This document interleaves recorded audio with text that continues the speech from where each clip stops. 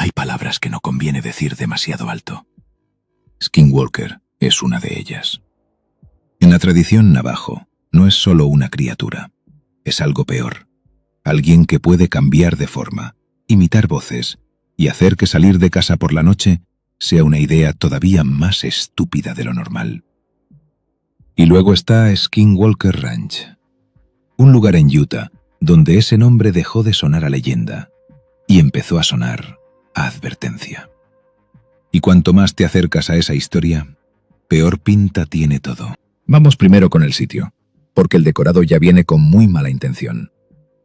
Skinwalker Ranch está en la cuenca Uinta, en Utah. Más de 500 acres de terreno que por fuera parecen un rancho normal de película del oeste. Campo abierto, horizonte enorme, montañas, ganado, todo muy bonito, muy postal. Hasta que recuerdas que ahí pasan cosas que no deberían pasar en ningún sitio, con un mínimo de respeto por las leyes de la realidad. El nombre del rancho viene de los Skinwalkers. Skinwalker en navajo es Yenal-Loshi. Suele traducirse como va a cuatro patas.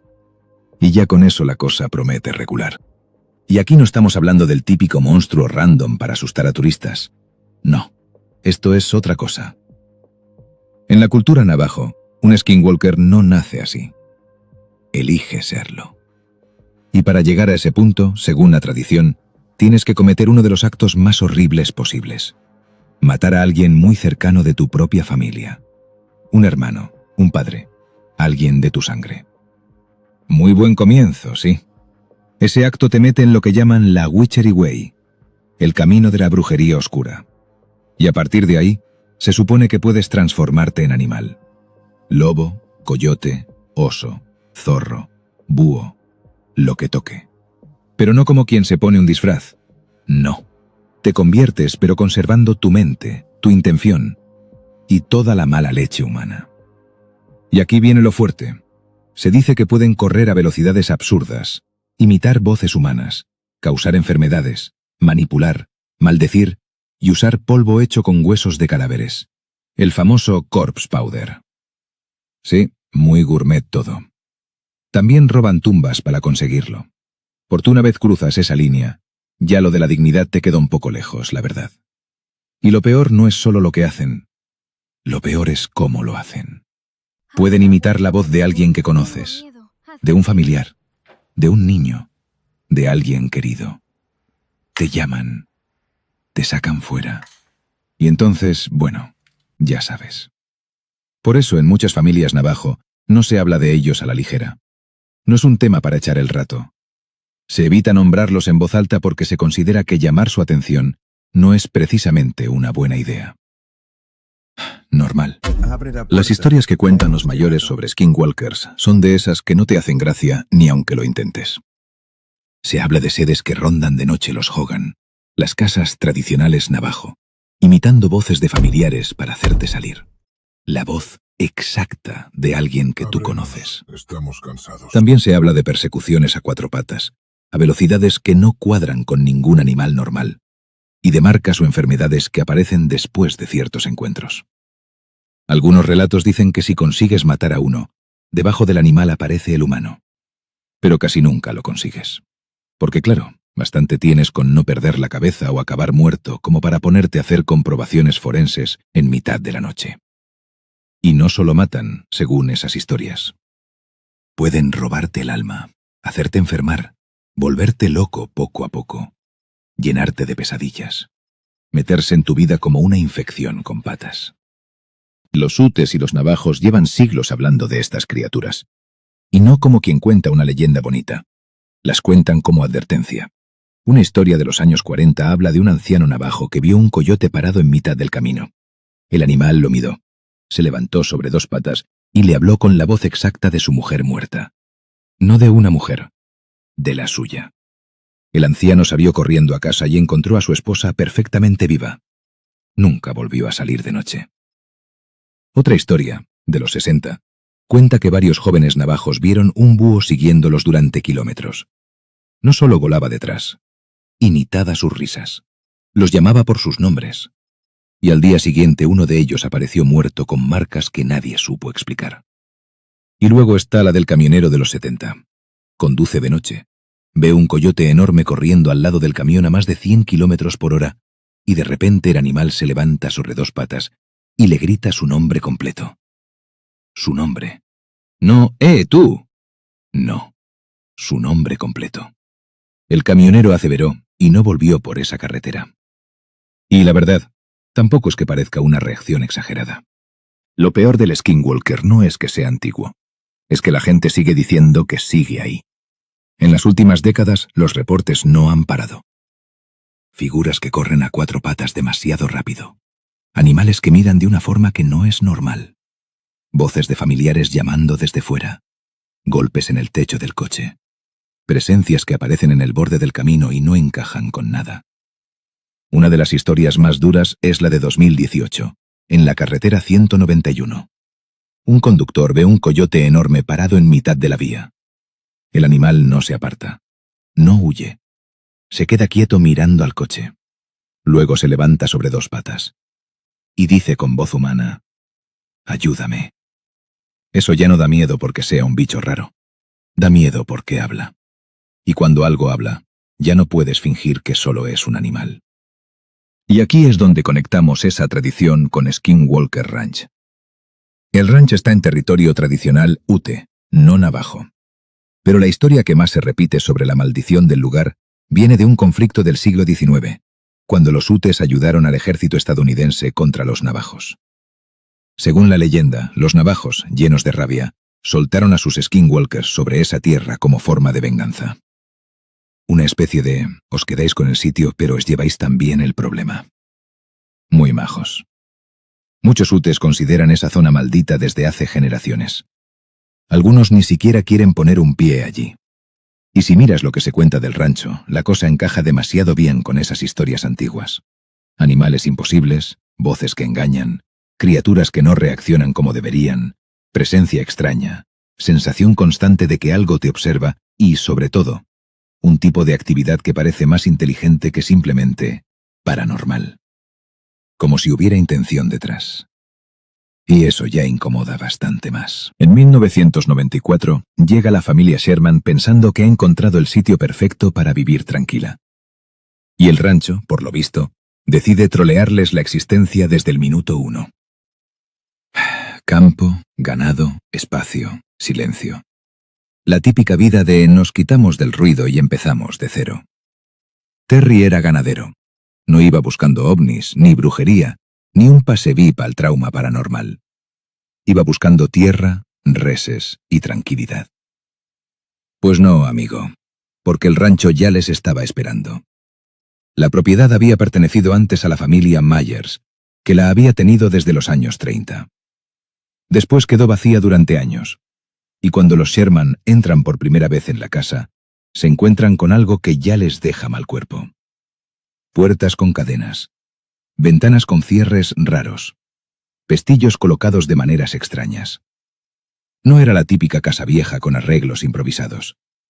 No tenía pinta de «aquí eran apañados». Tenía pinta de que alguien había querido dejar todo bien cerrado. Demasiado bien cerrado. Como si los anteriores dueños no estuvieran preocupados por los ladrones. Como si estuvieran preocupados por otra cosa. Y claro, tú ves eso el primer día y te dices, bah, manías de la familia anterior. Tampoco voy a montar una película. Sí, claro. El problema es que luego empiezan a pasar cosas, y esos pestillos ya no parecen una rareza. Parecen una advertencia. Poco después de instalarse llega el primer golpe fuerte. El famoso lobo.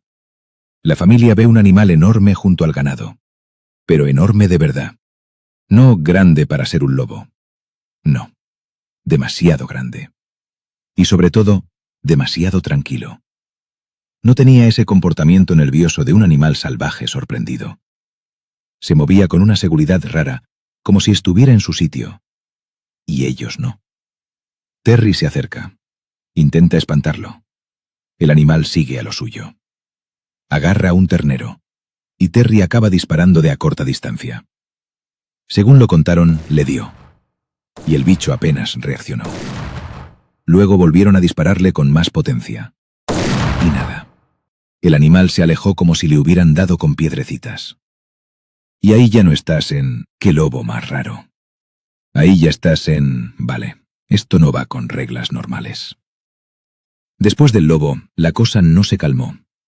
Empezó a ponerse peor. Llegaron las mutilaciones del ganado. Vacas encontradas muertas, abiertas, con cortes demasiado limpios, demasiado precisos. Sin sangre alrededor. Sin señales claras de ataque animal. Sin huellas normales. Sin una escena que tuviera sentido. Era como si alguien, o algo, hubiera hecho el trabajo con una frialdad absurda y luego se hubiera ido sin dejar rastro. Y para una familia que vivía del ganado, eso no era solo miedo. Era miedo y ruina, al mismo tiempo. Luces raras a lo lejos. Destellos donde no debería haber nada.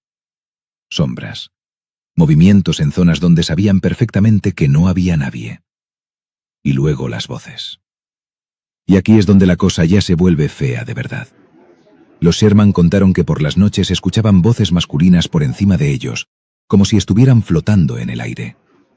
No detrás de una puerta, no en el granero, arriba, hablando en un idioma que no entendían. Y luego vienen los perros. Según el relato más difundido, Terry vio una especie de orbe azul moviéndose por la propiedad. Los perros salieron corriendo detrás de esa luz, se metieron entre la maleza persiguiéndola. Se oyeron ladridos, luego chillidos, y después silencio. Cuando fue a buscarles, lo que encontró fue una escena tan rara que todavía hoy se sigue contando como uno de los momentos más bestias del caso. La abertura en el aire. Según los Sherman, apareció una especie de hueco luminoso, como una abertura suspendida en mitad del espacio. Y uno de los perros corrió hacia ella y desapareció. Sin más. Y aquí es donde entiendes que el problema del rancho no era una cosa concreta. No era el lobo. No eran las vacas. No eran solo las luces. Era el conjunto, la escalada, la sensación de que el lugar iba apretando poco a poco. Y ese desgaste continuo de vivir sintiendo que el sitio no estaba vacío nunca, que siempre había algo más. Mirando, esperando, como si supiera perfectamente quién eras, dónde estabas y cuánto ibas a aguantar. Los Sherman estuvieron allí unos 2 años, entre 1994 y 1996. Y al final se fueron. En 1996 entra Robert Bigelow. Y ojo con este hombre, porque no era el típico millonario con una finca rara para fardar en una cena. Bigelow era empresario aeroespacial, fundador de Bigelow Aerospace, y llevaba años metido en ovnis, fenómenos anómalos y todo lo que oliera a «aquí pasa algo y no encaja con la versión tranquila de la realidad». Así que cuando oye lo de Skinwalker Ranch, no piensa «qué buena leyenda». Piensa «vale, aquí igual hay algo que merece dinero, vigilancia y gente mirando muy de cerca». Por eso compra el rancho en 1996 por unos $200.000. No para vivir allí, no para descansar, no para hacerse el vaquero místico. Lo compra para investigarlo. Y mete allí el NIDS, el National Institute for Discovery Science. Con guardias, con cámaras, con sensores, con vigilancia seria. Vamos, que el sitio deja de ser solo el rancho donde una familia salió tocada y pasa a ser una especie de laboratorio privado para ver qué demonios hay allí. ¿Y qué investigaban? No una sola cosa. Ese era justo el problema. Primero, las mutilaciones de ganado. Porque una vaca abierta con cortes raros, sin sangre visible y sin una explicación medio decente, no es cosas del campo. Eso ya es otro tipo de problema. Segundo, las luces y objetos en el cielo. Orbes, destellos, apariciones rápidas.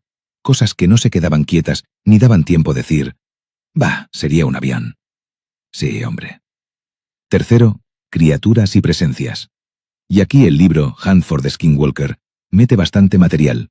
Bichos vistos en árboles, figuras enormes, voces imitadas para atraer a la gente y fenómenos que parecían cambiar según quién los viera y en qué momento.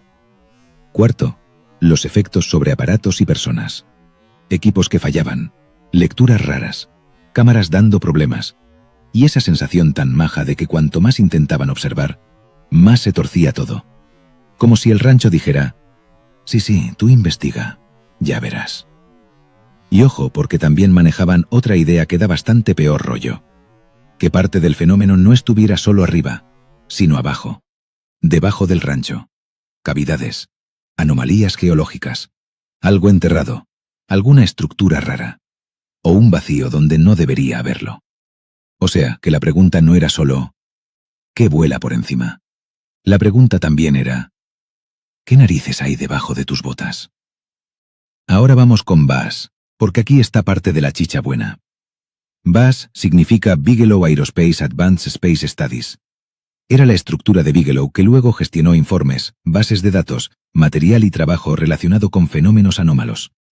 Traducido, si NIDS era la parte de meter ojos, cámaras, guardias y botas en el rancho, BAS era la parte de organizar todo eso, recopilarlo, cruzarlo y meterlo dentro de una estructura más grande, más seria, más cara, más incómoda. Y claro, cuando una historia de rancho raro pasa de unos testigos dicen a hay una estructura montada recopilando datos, la cosa ya no suena tan folclórica. ¿Y por qué tanto secretismo? Pues porque no estaban montando una atracción turística. Había mucha vigilancia, acceso muy controlado y poca gente autorizada a entrar porque consideraban que el sitio era sensible. No querían curiosos, no querían ruido, no querían que cualquiera metiera mano y contaminara lo que estaban observando. Y aquí entra la agencia oficial.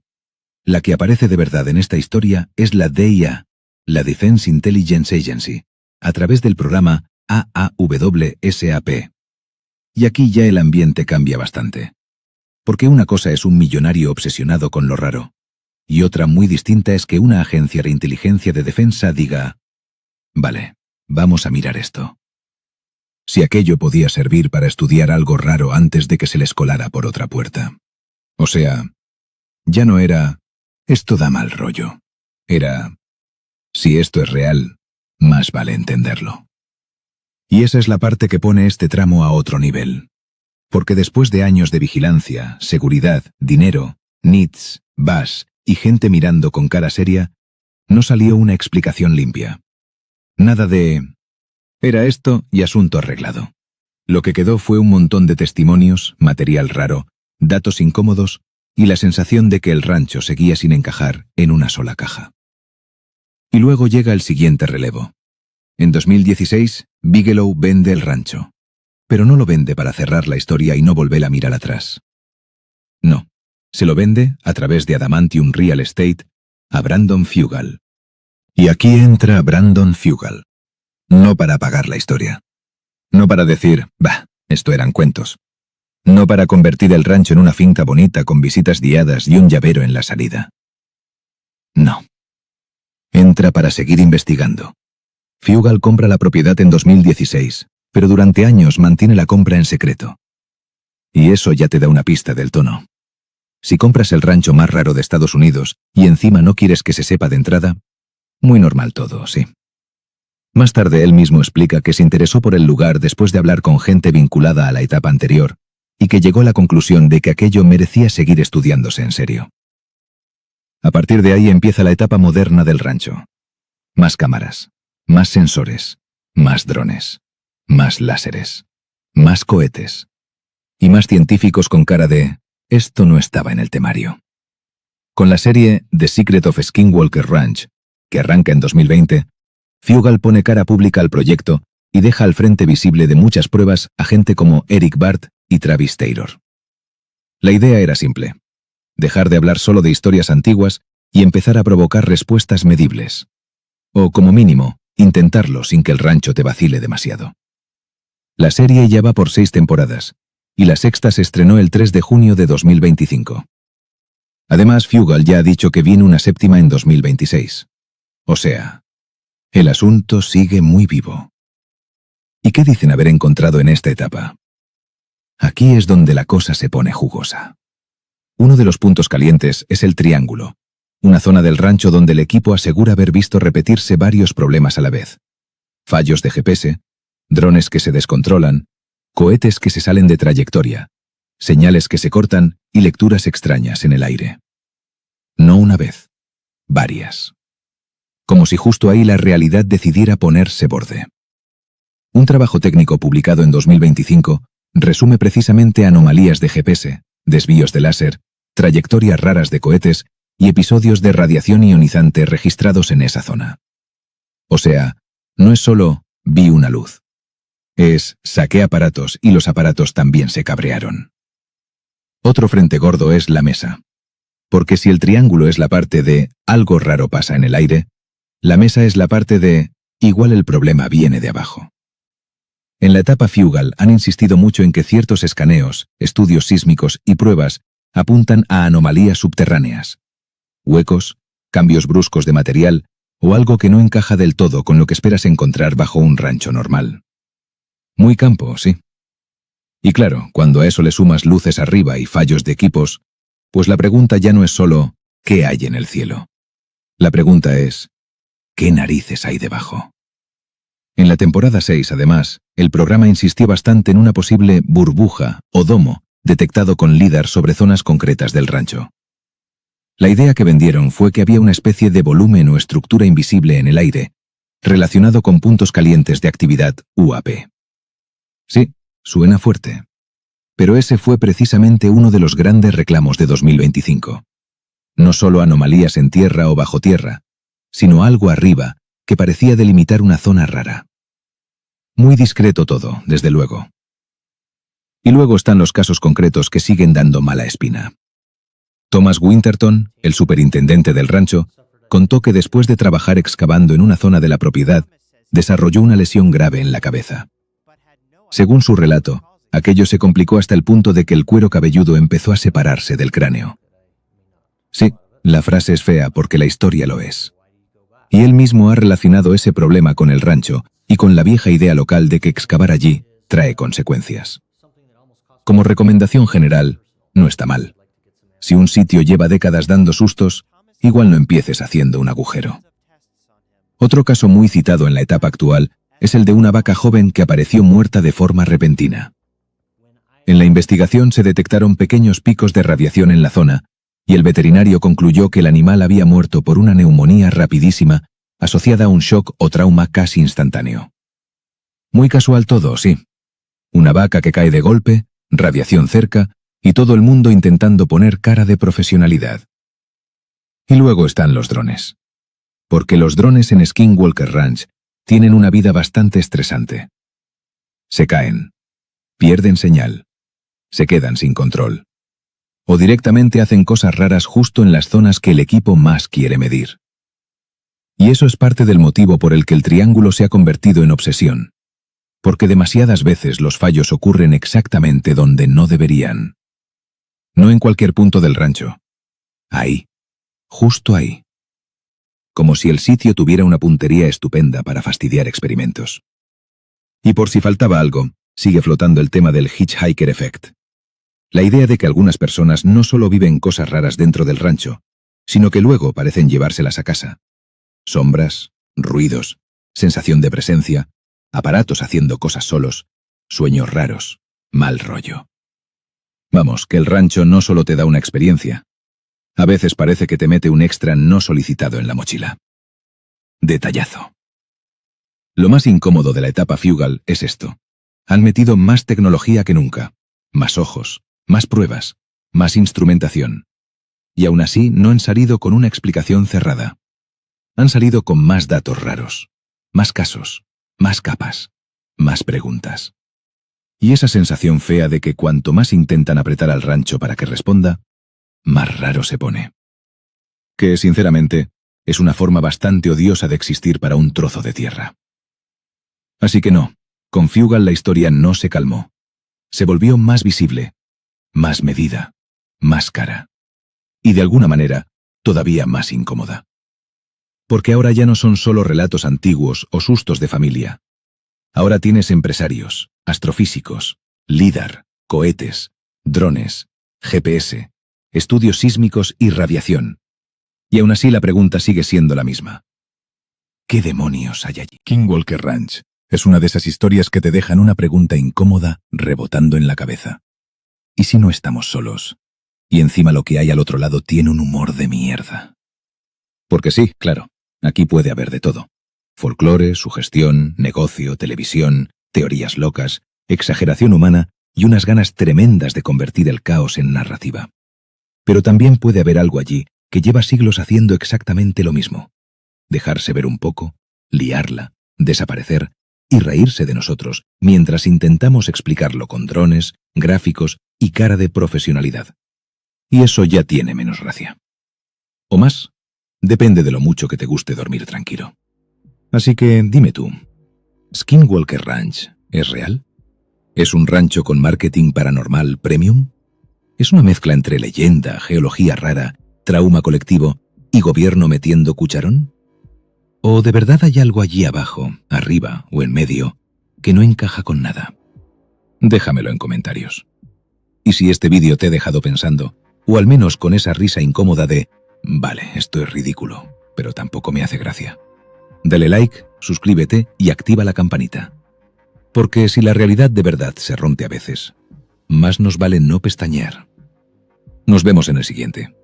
Y si algún día compras un rancho en mitad de la nada, pregunta primero si viene con lobos antibalas, voces imitadas y portales incluidos.